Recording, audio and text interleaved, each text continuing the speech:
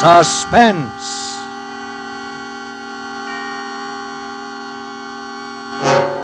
An hour of suspense.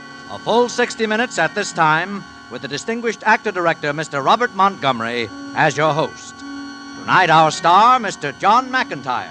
Our story, Donovan's Brain. A suspense play produced, edited, and directed by William Spear.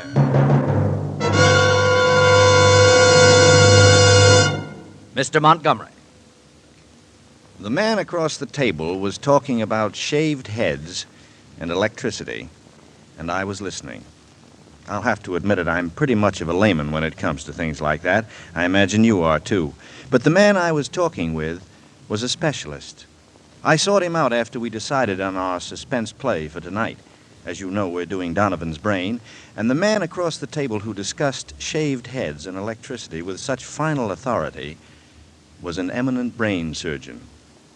Now, I don't know very much about the human brain. I have one, and I use it occasionally, I hope. But I leave the clinical knowledge up to the brain specialists, like the man across the table. To this man of science, I posed the momentous question, what about the brain? And he started in. Your brain, he said, is something less than 2.5% of your total body weight. There's no relation between the weight of your brain and your intelligence. There's no relation between the size of your brain and your intelligence. So we threw out size and weight and talked about what you could tell about a person's intelligence simply by looking at his brain. And it develops, you can tell quite a lot by looking. An intelligent person's brain is more complex in appearance than a stupid person's. It has more grooves and depressions, convolutions, he called them. Well, that was all right with me. I was nodding my head in agreement when it occurred to me quite suddenly that this didn't mean very much, not really. Because I can't look at somebody's brain, even if I wanted to. You can't either. We have to depend on other ways of judging people's intelligence, on how they act, what they say, what they do. The brain specialist told me about that, too. He said the brain acts as a storehouse for our knowledge. It also is the power that directs that knowledge. So when we act, we are merely putting direction to what we know. How a man acts, the direction he takes, is his own decision. It's an individual matter. And that interests me. The highly intelligent, highly moral lawyer and the deceptively crafty, highly immoral crook may well have the same amount of knowledge, but the way each directs his knowledge is entirely different. Why? Psychological fiber. That's what the brain man called it. Your psychological fiber is either weak or it's strong, so far as the pressures of living are concerned. If it's strong, the worries, the fears, the tragedies of life can't throw you off your course, can't influence your direction. But if it's weak, these same worries and fears and tragedies take on exaggerated proportions. You lose your sense of direction, and the result is fixation or obsession or insanity. Our play tonight is concerned with the brain, the man who directs it, and what happens to his psychological fiber. It is the story of Dr. Patrick Corey and Donovan's Brain, a tale well calculated to keep you in suspense.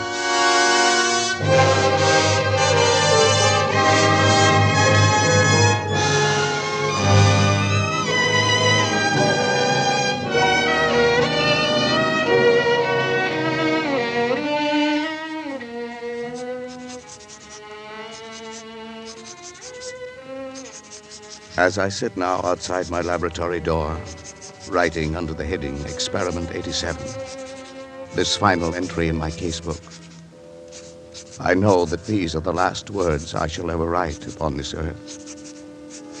I neither ask nor expect forgiveness now or hereafter.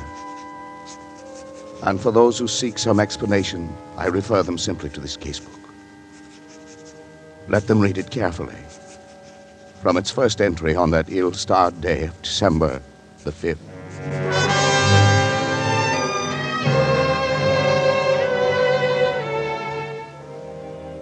December 5th. Today I bought a small capuchin monkey from an organ grinder. The animal trembled with fear when I took it into my laboratory, and when I tried to pet it, it bit me. But I had to make it trust me completely. Fear causes an excess secretion of adrenaline, resulting in an abnormal condition of the bloodstream, which would throw off my observations. So I fed it bananas and raw egg, and Finally, the creature laid its head against my shoulder. I stabbed it with a surgical lancet between the occipital bone and the first cervical vertebra. It died instantly.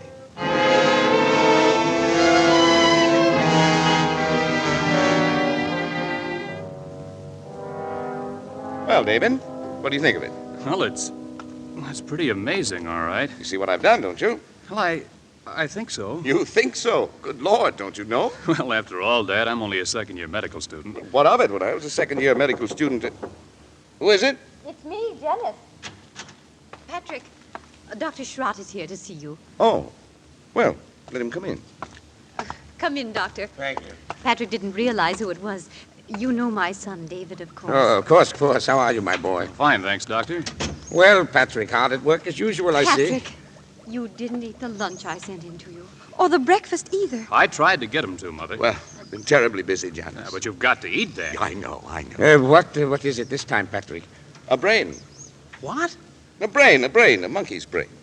Oh, Well, what about the brain? Well, I'm trying to see how long I can keep the tissues alive. Is that it? In that jar? Mm-hmm. There's considerably more to it than just a jar, though. You want to see how it works? well, is it still alive? In a way, yes. It's a fairly simple device, actually, Doctor. It's a variation on Carrel's mechanical heart. See, the brain lies in a bath of blood serum. These rubber arteries are fixed to the vertebral and internal carotid arteries of the brain. And the blood substance is forced through the cycle of Willis to feed the tissues. And over here, I've installed a small pressure pump that forces the blood circulation. See? But how do you know it's alive? Well, that's very easy to determine. The brain, when functioning, gives off infinitesimal electrical impulses. And they can be measured. As a matter of fact, I've hooked the encephalograph to a small amplifying system. The brain impulses can actually be heard. Here. I'll turn it on.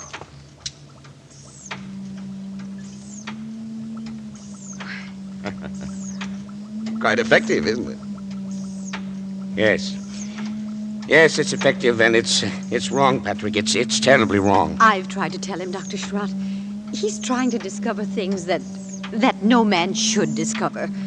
It's warping his whole nature. He's in here night and day. We hardly even see him anymore. Mother's right in a way, Dad. You're killing yourself with these... Would you leave us, please, Janice? You too, David. Oh, Dad. If you please, David. All right. Come on, Mother. It's wrong. It's wrong. In heaven's name, what's wrong with it? Oh, you and your mechanistic philosophy. Trying to reduce life to a mere matter of chemicals and test tubes. The origin of life is from a higher domain than that, Patrick, and you're profaning it. Your hands are shaky. Yeah. Did you have another hard night, Doctor? Oh, you can taunt me if you like. I've made a mess of my life, that's true. But I wouldn't have a part of what you're doing for all the success in the world. Oh, nonsense. You can't stop the progress of science. Every discovery of whatever kind is a step forward. And if I can prove that the brain can perform certain functions outside the body, who knows where we may be able to go from there? How do you know that thing in there doesn't feel pain? How do you know it isn't writhing in agony? Brain tissue itself is insensitive. You know that, Doctor. But as to the feeling, look. I'll switch on the encephalograph.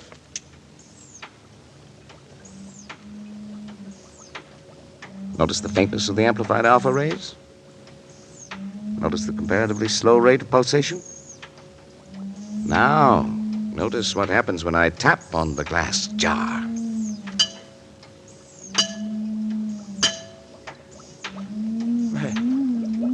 Why, it feels. It thinks. Well, I wouldn't go so far as to say that, but it certainly shows marked reaction to an external stimulus. I wouldn't believe it possible. Well, the trouble with you is, Schrott, you really don't believe in science. Yeah, well, have it your own way, Patrick. But when you can manufacture love and sympathy and kindness in a test tube, well, I'll be back. Are you leaving? Yes. Patrick, Yes? do me a favor. Shut off the pump and let that poor thing in there die.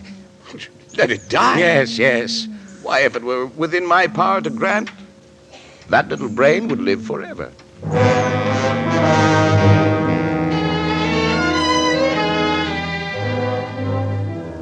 December 10th. I'm utterly exhausted from lack of sleep, but the events of the past 5 days have been of such tremendous importance that I must set them down while every last detail is still fresh in my mind. For I've had no time to make an entry in this record, since the day last week, it seems months ago now, when I had my first partial success with the brain of the capuchin monkey. At that time, however, it seemed that I was doomed to disappointment. In spite of all my efforts, the brain of the monkey ceased to live at 12:14 that night. Tired and disheartened, I lay down to sleep on the cot in my laboratory. But at that very moment, fate was contriving an occurrence which now seems destined to have the most profound effect not only upon my own existence, but perhaps upon that of all mankind.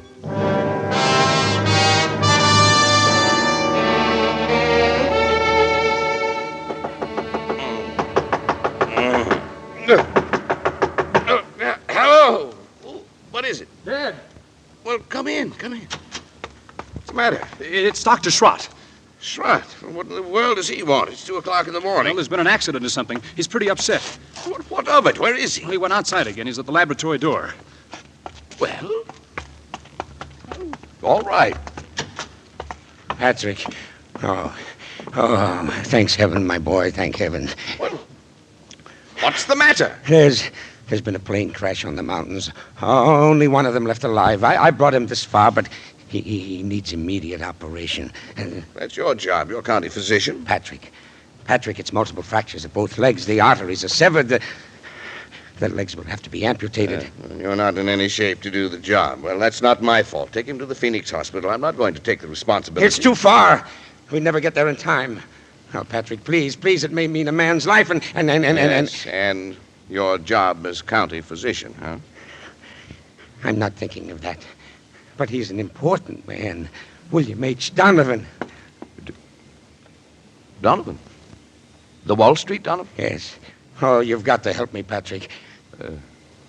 Well, what are his chances? No, about even if we hurry. Well, bring him in. Thank you, Patrick. Thank you, my boy.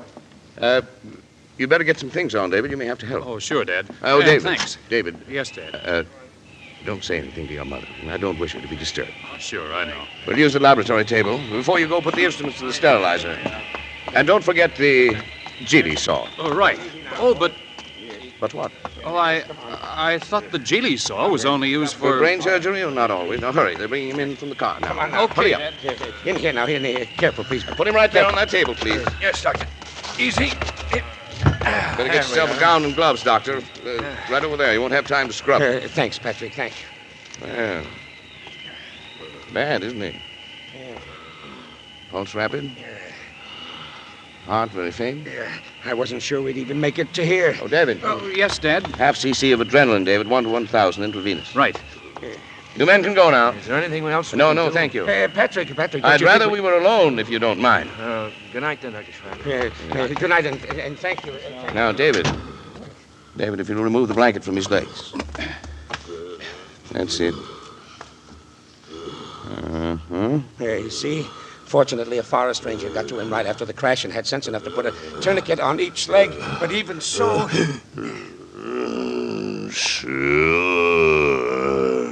Sure. We'll get it. Sure.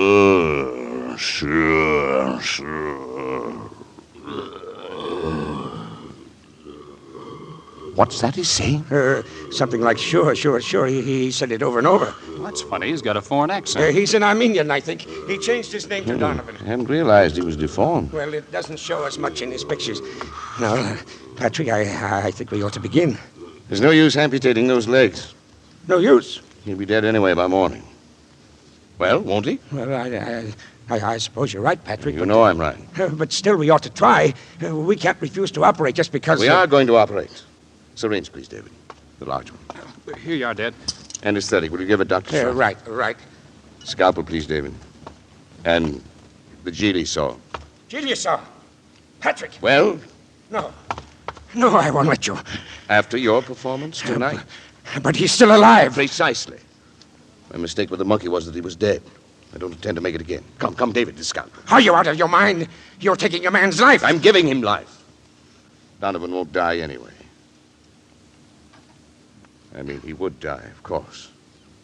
But for a while, at least. Donovan's brain will live.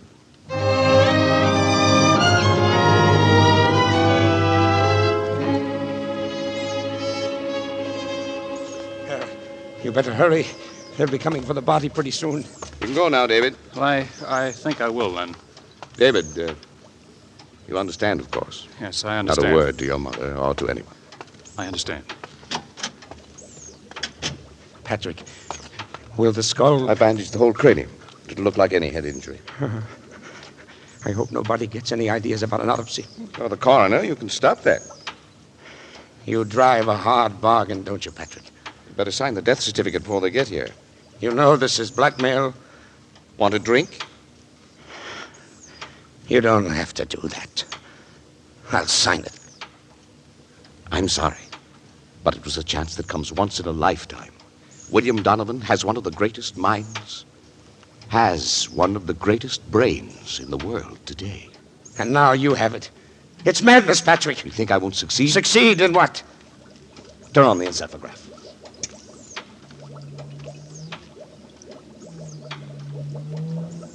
Yeah. Simple alpha waves, no different from the monkeys. You can't take a human brain out of its body and expect it to function. It never occurred to you that the brain might simply be asleep? Asleep? Certainly. Operation like this is a severe shock. Now, tap on the glass.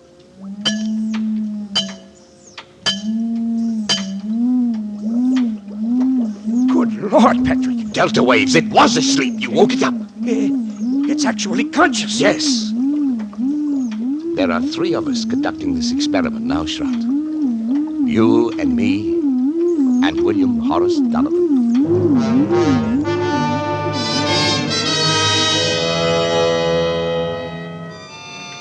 December 17th. I've moved my bed into my laboratory, but I've scarcely slept in 6 days. There can no longer be any doubt that the brain responds like a sensitive seismograph to vibrations near it, including the sound of my voice. Yet I found no method of communication with it. I've devised a simplified Morse code consisting of taps on the glass container together with voice vibrations.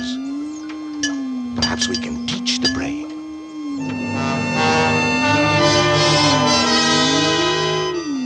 December 22nd. Schrott has come to stay with me, half out of the feeling that he shares with me a common guilt, half out of scientific curiosity. But I have scarcely seen him, and both David and Janice have been avoiding me. Not that I really care. I have been tapping out my code on the side of the brain's container endlessly, day and night, over and over 1,000 times, so that a baby could learn it if the brain can learn. I sleep only when the brain itself falls into exhausted slumber. When it wakes again, I resume my tapping.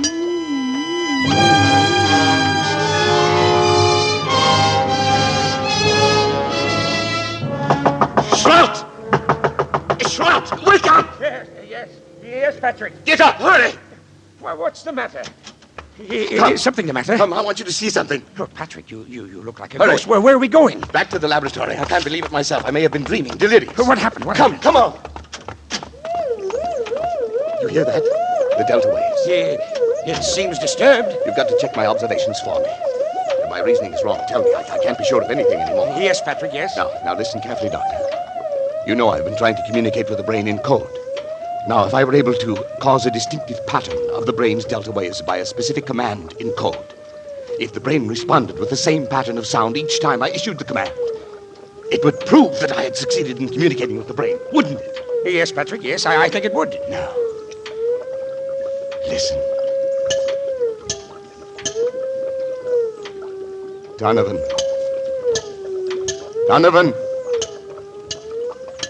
If you understand, think 3 times of the word talk. 3 times. Talk. Talk. Talk.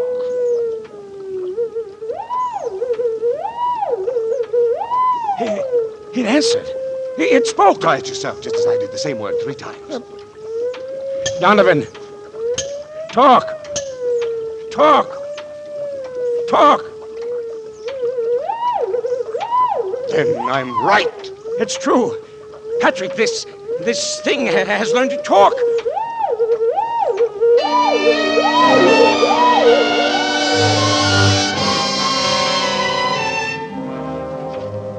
December 23rd. Schrott's romanticizing, of course. The delta pattern is so infinitely complex that it would be utterly impossible ever to break it down into specific words. Yet that it understands me, that it's trying to communicate with me, is certain.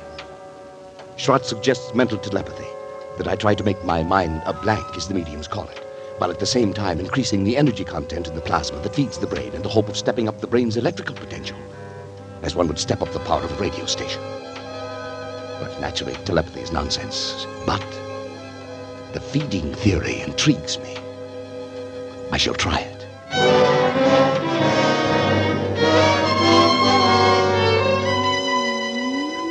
December 31st.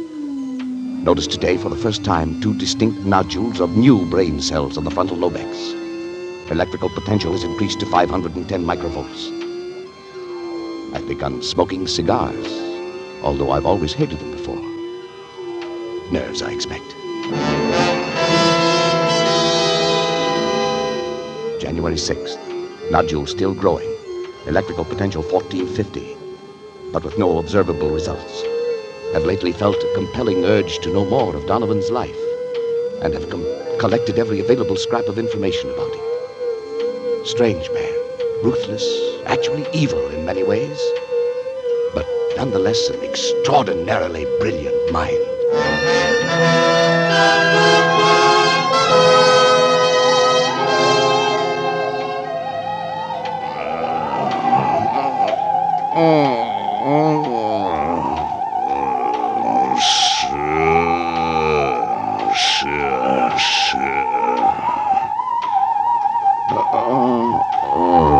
It will be the test. You agree, of course. Sure. Patrick! Patrick! Wake up! Patrick! Patrick! Sure. What is it? I thought I ought to wake you up, Patrick. You were moaning in your sleep and talking. Talking? What did I say? I'm not sure, but your voice was so strange that... Janice, what's the matter? Oh, that's nothing. I was dreaming, that's all. Janice woke me up. Patrick, let me see your hand. No, the other one. Well, what about it? You're not left-handed, are you? I know. Then why have you got ink on the fingers of your left hand? I don't know. Well, were you writing anything tonight? No. Why, you must have been, Patrick. Here it is, right here on your desk. Nonsense. Wait. Let me see it. Well, you've been writing his name. William H. Donovan. Schrott! That's not my handwriting. It's... What? Well, don't you see what it means? The brain has communicated with me. Patrick, you don't mean... Look here. Look at this magazine article. Here's a reproduction of his signature. And he was left-handed, too. It says so here. It is. It's exactly the same. What a fool I've been. Look at this picture. Smoking a cigar with his left hand. I wondered why I'd suddenly started smoking cigars. And the same brand, too. Janice, try to remember what you heard me saying just before you woke me tonight. Now think. Patrick, I can't believe... Think, Janice. All I heard was something like, sure. Sure, of course. Don't you remember, Schrott? He said it that night. It was the only thing we ever heard him say. It was an expression of his. It tells about it in one of the articles, too. It wasn't your voice, Patrick. You see? Aha, you were right, Schrott. The brain has grown. And it's strong enough to influence not only the higher functions of the frontal lobe, but the speech centers, the motor centers of another brain. Patrick, if this is true, then your experiment has been successful. It's ended. Ended? Why, it's only begun. Patrick! Don't you see what this means? Patrick, listen to me. What, Janice? What? You've got to stop. Stop. I can't stand it any longer. Can't you see where it's led you? When you cut yourself off from your family, when you neglected your health and began having fits of temper and were like someone I hardly recognize as the man I married. All that I tried to understand. But don't you see what you've done? You're a murderer, Patrick. A murderer! Janice. David told me the whole thing. The poor boy's half insane himself from worry. Insane? What do you mean by that? What I say. You killed Donovan. Maybe he wouldn't have lived anyway. But you killed him. And now this thing has gained such power over your mind that it can make you do things you don't even know about. Oh. For all you know, it could make you do anything. Anything. You've got to choose, Patrick. Janice, please. I suppose you're right, but I'm utterly exhausted. I can't even think anymore. You've got to think. Give me until tomorrow. Let me sleep, and then tomorrow I'll do something, I promise you. All right, Patrick. But if you don't do something, if you don't destroy that thing, I will! Listen! Oh, I hate it! Janice, it's almost as though it had heard you and were raging at you.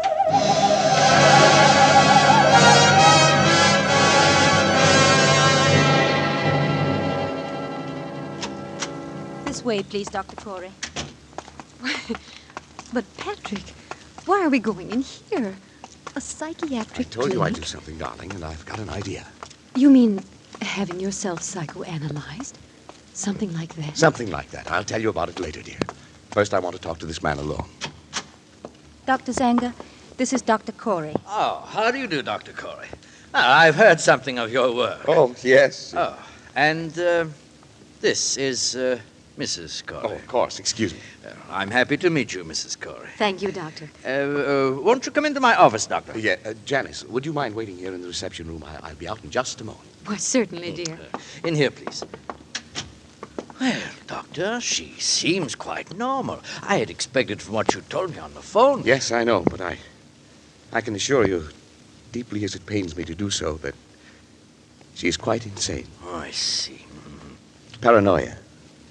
She's always been a little jealous of my work, but lately she's developed a most extraordinary delusion. She thinks that I've created some sort of a monster in my laboratory that controls my mind, my actions. Yeah, I have heard of such cases. It was a great shock to me. I thought of you at once, of course. I'm putting her completely in your hands. Well, it is a little unusual, but since you are yourself a medical man... I know you'll do everything you can. Yes, you definitely wish then to commit her, huh? Yes.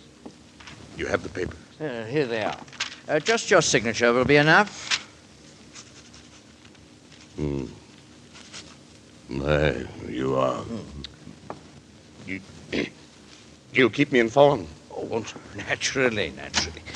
Well, goodbye then, Dr. Corey. We will do what we can. Patrick. Mrs. Corey is staying with us, Miss Wilcox. Yes, Dr. Zanga. Patrick, come back. Oh, it's all right, Mrs. Corey. Patrick? Just come inside with me, please. Patrick, No. where are you going? Come along, Mrs. Corey. Let me go. It's all right. Come Let me go! Please. Oh, Dr. Corey, Yes? about the bill, how do you wish it to be handled? Sure. I'll take care of it by the week. The checks will be signed William H. Donovan. Sure.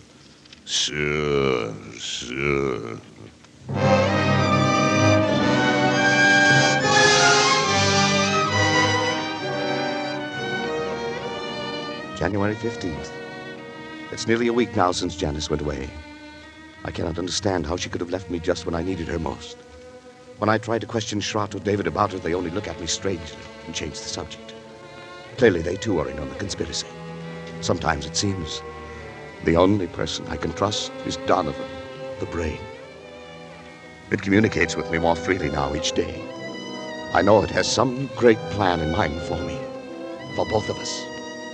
And I'm waiting, patiently waiting.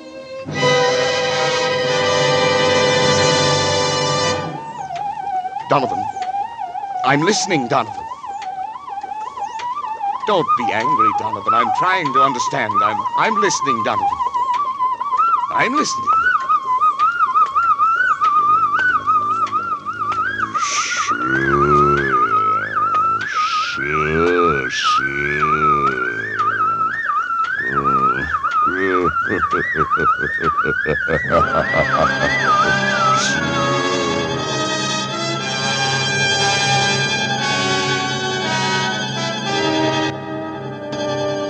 In tonight's full hour of suspense, Mr. John McIntyre appears as Dr. Patrick Corey in William Spears' production of Donovan's Brain. Tonight's study in suspense.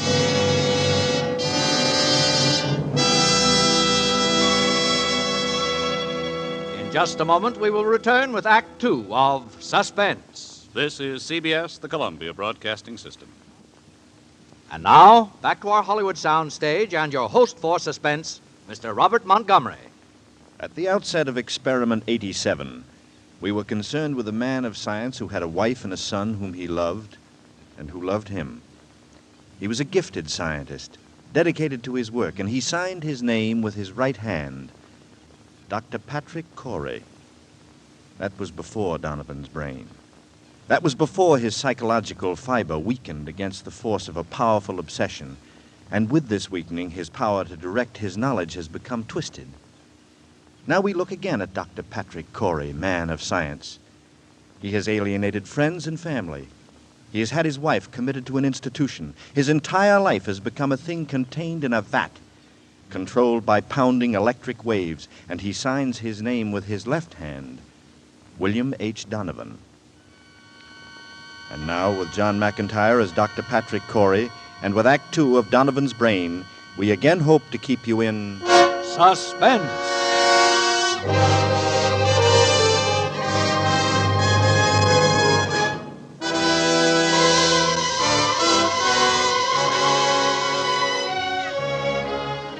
January 16th.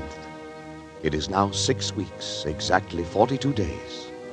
For 6 weeks, by artificial means alone, I have kept alive a human brain, completely detached from the body, floating in a bath of serum, nourished by a synthetic blood plasma fed through its arteries by an electric pump. It has remained alive. Not only alive, but I have succeeded in communicating with it. For I have even induced new growth of brain cells and so tremendously increased its mental faculties that by sheer brain power alone it is actually able to communicate its thoughts to me. And each day, my communion with that living, pulsing mass of gray matter that was the brain of William Donovan becomes stronger and stronger. Even now I sense it striving to reveal some plan to me. Something so truly world-shaking in its implications that only such an organism, developed to a point thousands of years ahead of its time, could ever have conceived it. So far I sense this only. But soon I shall know. Indeed, I shall be a partner in its execution. What a fool I was ever to have considered for a moment my wife's demands that I end the experiment. It's because I refused, of course, that Janice left me a week ago without so much as a word of explanation of farewell. Even my son David and my assistant Schrott are privy to this conspiracy to thwart me.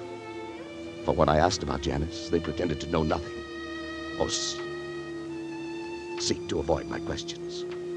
But the brain will live. I can hear it now. Its delta waves, quite audible over the amplifying system I've arranged for it, almost as though it were calling to me, trying to speak to me. Yes, the brain will live. Donovan, what is it? What are you trying to tell me? Go on, Donovan, go on, I'm listening. Go on. Who is it? It's me, Patrick, and David. What do you want? We want to talk to you, Dad. I have no time to talk, I'm busy. Please open the door, Patrick, it's important. Go away, I tell you I'm busy. Please, Dad. Can't you leave me alone? But, all right. Thanks. Now, what is it? Patrick, won't you come into the study with us for a few minutes? Whatever you got to say, you can say right here. You know I can't leave the laboratory. Dad, it's only that we wanted to talk to you in private. Don't tell me that you're afraid of this poor mass of brain cells. No, it's not that, Dad. Never mind, David. At least turn that thing off then, will you, Patrick? What difference would that make? It could still hear, couldn't it? All right, well, what is it? It's about Mother. Oh. So she put you up to this, did she? I thought the truth would come out sometime. Dad, listen. She tried to stop this experiment from the beginning. She thought she could blackmail into quitting by leaving me. And she still does, and now she's using you as a go-between. Patrick, please, listen a minute. I've heard enough. We haven't heard a word from Janice. We don't know where she is. That's what we came in to talk about. Oh, have you? Well, how should I know where she is? Because you were the last person seen with her, Dad. I was. Don't you remember, Patrick? You took her into town with you. You wouldn't tell any of us why. Oh, yes. Of course. For a moment I'd forgotten, but what of it? Don't you remember what happened then? Well, of course I remember. She left me, that's all. Well, where, Dad? Where did she leave you? What were you doing? I don't know. We were in some big public building. It's the city hall, courthouse, taxes or something, and the next thing I knew, she simply disappeared. Is that all? Didn't she say anything? Didn't she at least tell you why she was going? How do I remember what she said? It's been a week and more. I've hardly slept. And you know I've been working night and day. Yes, that's just it, Patrick. What do you mean by that? Patrick, you say that the brain communicates with you, tells you things about its past life, suggests thoughts. Well, if the brain can make you think things, why can't it also make you forget things? Leave me alone. Dad, are you sure? Are you sure you don't know what's happened to Mother? No, I tell you, But no. don't you see what you might have done? In heaven's name, stop now while there's still time. Get out of While here! there's still time to help Janice, if there is. While there's still time to help yourself, Patrick. Shut off the current. Let the brain die. Kill it, Patrick. Kill it. Get Kill out, it. both of you. Get out! Get out!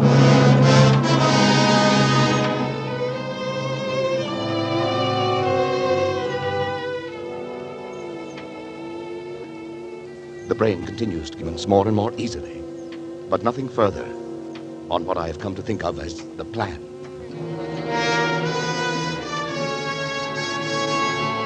I am now sleeping a great deal, but my dreams are becoming increasingly troublesome, although I'm at a loss to analyze them. Most frequent is a sort of vast cosmic ballet, presided over by the colossal figure of a young man whom I seem to recognize, and yet I never see his face.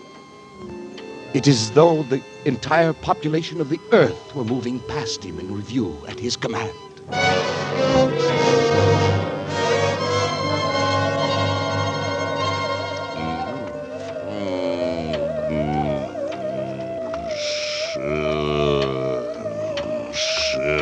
Sure.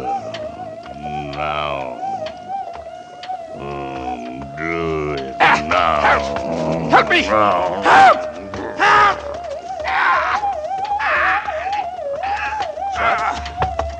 Shrot? Dad, let go! David! I had to, Dad.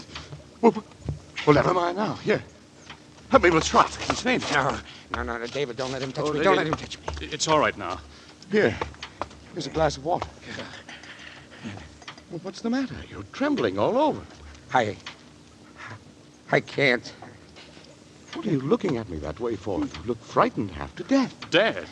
Well, what happened here anyway? I came in and found you on the floor with your hands around your own throat. If it hadn't been for me, what? Why's your luggage all packed? I was going to leave. Leave? In the middle of the night? Why? Because The fuse box. It's been opened. It was you, Shrot. You were going to shut off the current. You were going to kill that brain. Patrick, you tried to strangle me. What? It's true, Dad. That's why I had to slap you.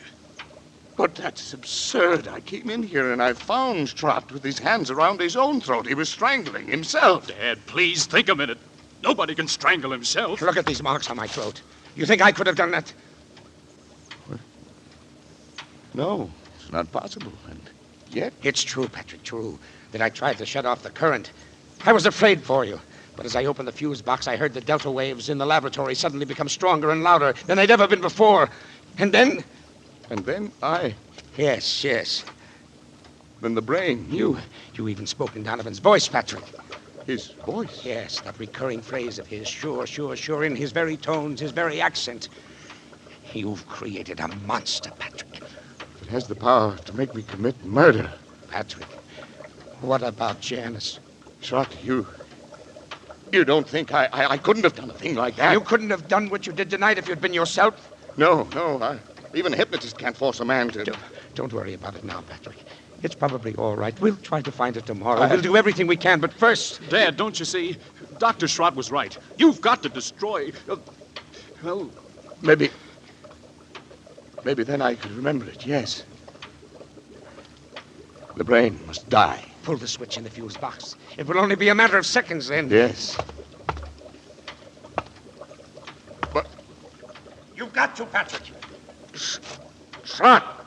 David! Help me, I can't move. Come to me. Pull the switch. Hurry, Schrott! David, go on! You too. It's paralyzed us, Patrick.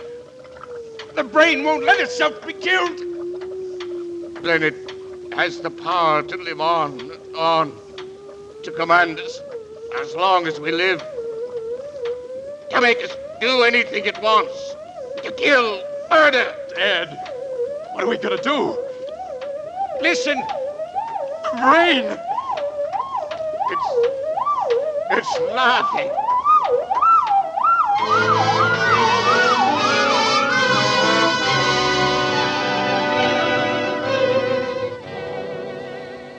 February 2nd. Schrott has left. He had to, of course, for his own protection, if nothing else.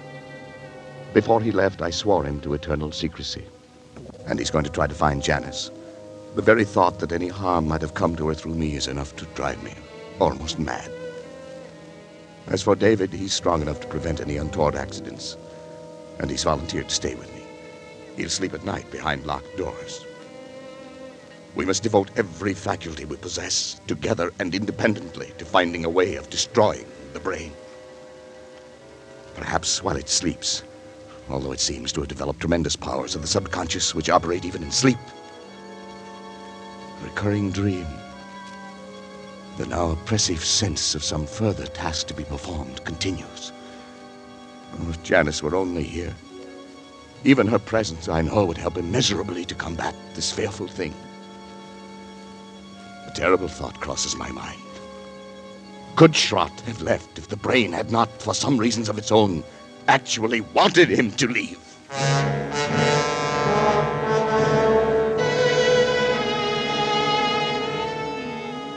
February 6th. My thoughts are less and less my own. The dream of the young giant bestriding the earth, the figure without a face, pursues me now, even in my waking hours. Increasingly, I seem to live in a world of evil fancy, peopled and controlled by the mind of William Donovan. And worst of all is the obsession that there is some fateful role not yet revealed to me, that I have been assigned to play in it. But I've not given up hope. I must destroy the brain. The possibility has occurred to me. I must give it more thought. If Janice were only here.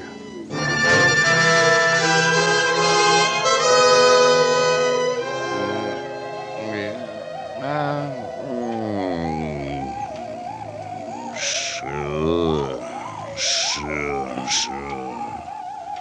There is not much time, but time enough. Sure.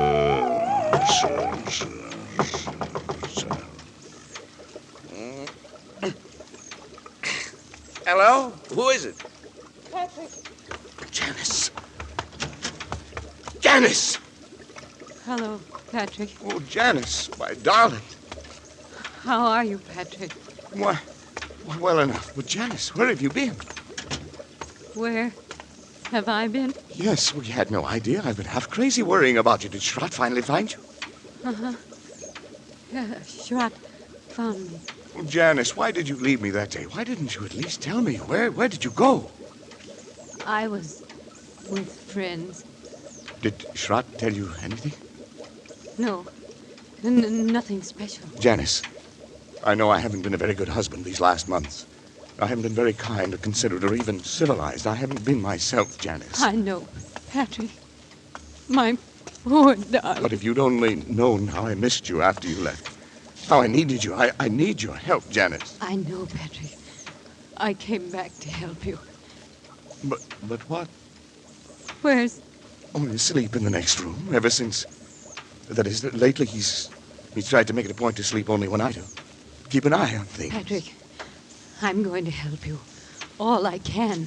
Any way I can. I'm going to. But first, I want to take David away. David? Because I don't think it's good for him to be here.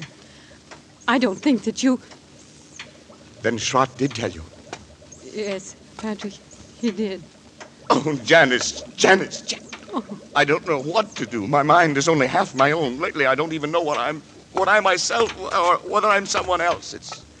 It's like some frightful nightmare, only I don't wake up. I'm afraid I'll never wake up. My poor dearest. Janice, you do love me still. Yes, Patrick. It's the only thing I have left, Janice. It's what I've counted on and clung to. And that somehow, out of your love, you'd find a way to help. No one else can. I know. Poor old Schrott didn't even dare to come back. Yes, well, I can't blame him. Patrick, I don't want to torment you. It's only that perhaps we can find a way if we know all the facts. What, Janice? Don't you really know where I was? No, how could I? Don't you remember where you took me? Where I took you? You took me to a psychiatric clinic, Patrick. You had me committed. Oh, Janice. No, Patrick. Not you. Donovan. It was because I tried to make you stop the experiment. Kill the brain. As you left me there, you even spoke in Donovan's voice. Sure, you said. I thought they were the last words I would ever hear you speak. Oh, Janice, forgive me. I couldn't persuade anyone I was sane. After what you told them, everything I said only made them think I was mad. I'm not mad. Am I, Patrick? I'm not mad.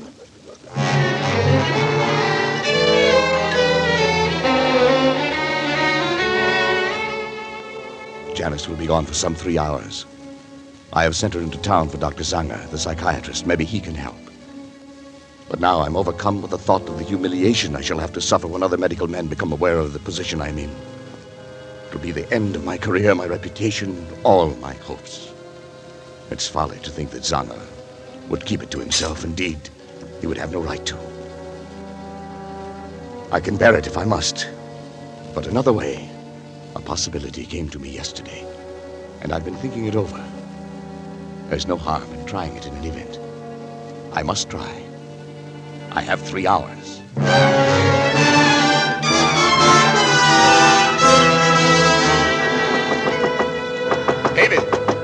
David! Yes, Dad?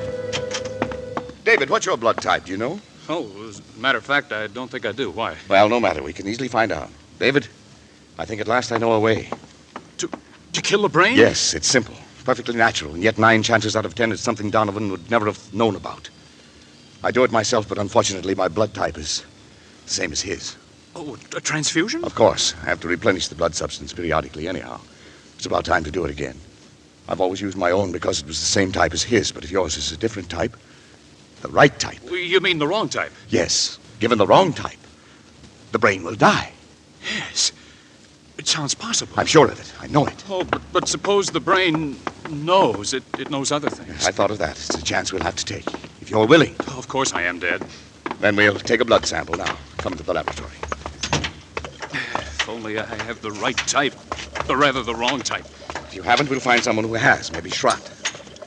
Now, just lie down there on the table. You want a tourniquet on your arm. There. I'll put it on. This small syringe will do it. Now. Go ahead. I'm ready. David, don't watch me. It it'll be easier if you don't, for me. Well, that's a funny one.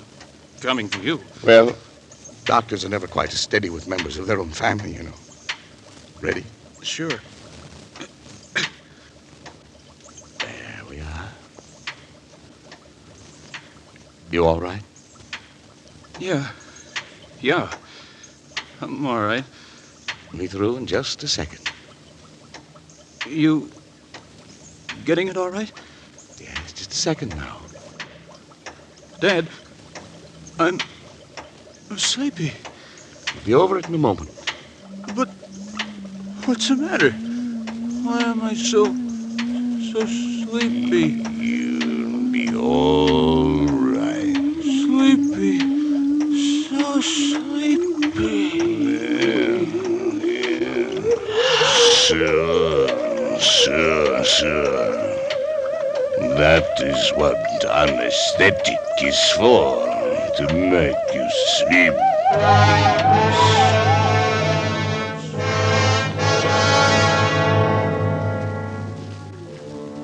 I was somewhat surprised to find the instrument sterilized and already lying out.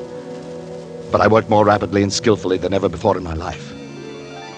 I made an incision just below the hairline, laying back the scalp as far as the base of the skull. I trepanned the cranium at 2-centimeter intervals, working back and downwards to the upper edge of the occipital bone. With the GD saw, I cut through the connecting bone structure and removed the entire top of the cranium, placing it in saline solution to preserve it.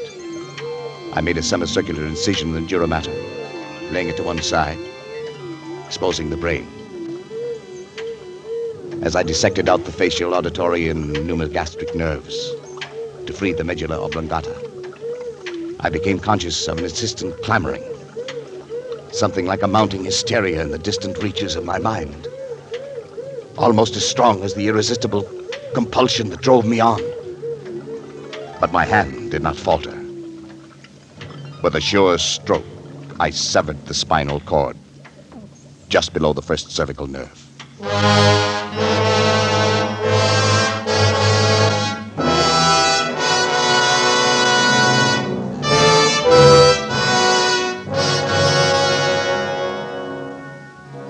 As I make this last entry, with that awful guilt upon my soul, even now I cannot fully comprehend how it has been possible for any man, by mortal or immortal means, to be driven to such a crime.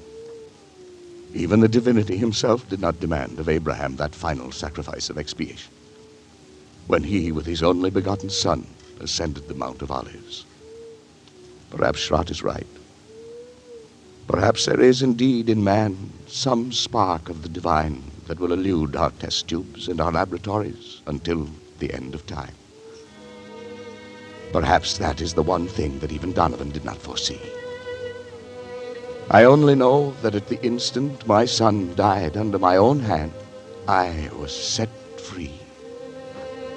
At that instant, I saw and understood for the first time that monstrous plan born in the brain of William Donovan, of which I was to be the instrument. It was the plan I had glimpsed but never grasped in the recurring dream.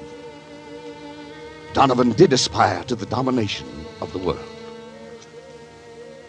And with those tremendous mental faculties that I myself had given him, it was literally within his power to become the absolute ruler of all mankind. Only one thing was lacking: a body. A young, strong body into which those ever-growing brain cells could graft and affix themselves and live on, perhaps, for centuries. He chose the body of my son.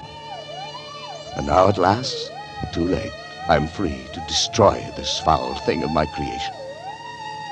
I know it as surely as I know that my own life must be the forfeit. The brain also knows. I can hear the disturbed, erratic oscillations of the delta waves coming through the laboratory door. But there's no room left in me now for fear. I shall take the 6 steps from the desk where I am writing across to the laboratory door. How often I have taken them in happier times. I shall open the door, close it behind me for the last time, and write finis to the mortal life of Patrick Arthur Corey and the brain of William Horace Donovan. May others learn from the record I leave here the lesson I have learned so bitterly, and profit by them. And for the things I have done, may God have mercy on my soul.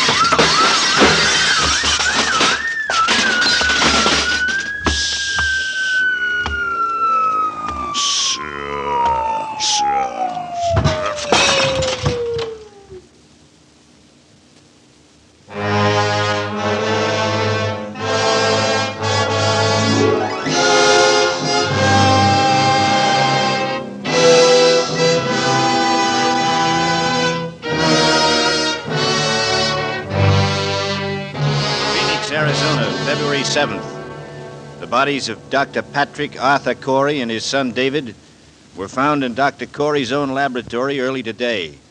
Young Corey had apparently died on the operating table as a result of a delicate brain operation performed by his father.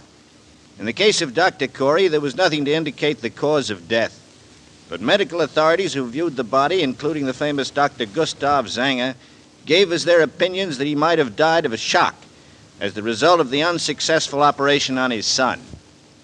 A curious feature of the case was the fact that numerous pieces of tissue, identified as being from a human brain, were found scattered about the laboratory floor, while a larger section of brain was found in the midst of an elaborate apparatus, evidently part of a scientific experiment.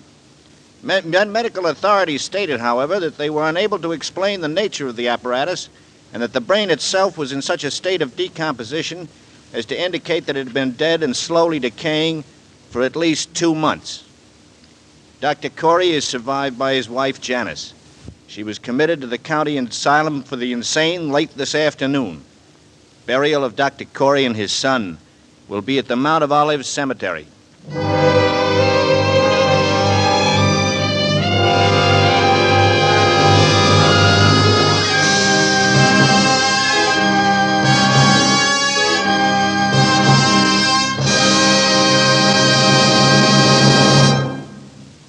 For his superb performance as Dr. Corey, our appreciation and thanks to John McIntyre. Tell me something. If you were going to make a room in your home available for renting, would you accept this man? He's personable in manner and appearance, and he pays well. He's alone, no wife, no children, no pets. He owns a Bible, reads it, and quotes from it freely. He asks only to live undisturbed in a quiet room. There, I think that's about all. No, there is one thing more. He has one abiding dislike. He can't stand sin. Well, how about it? Would you rent him a room?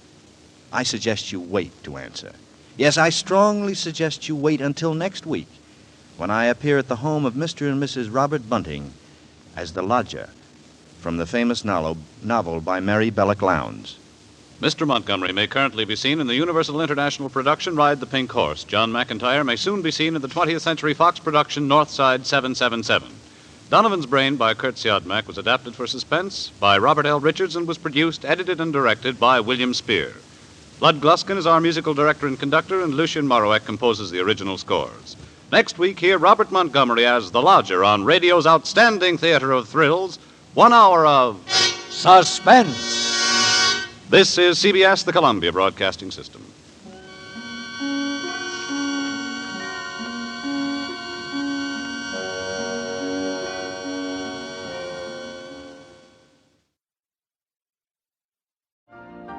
You've been listening to the OTR Gold Network. Find more classic radio at otrgold.com.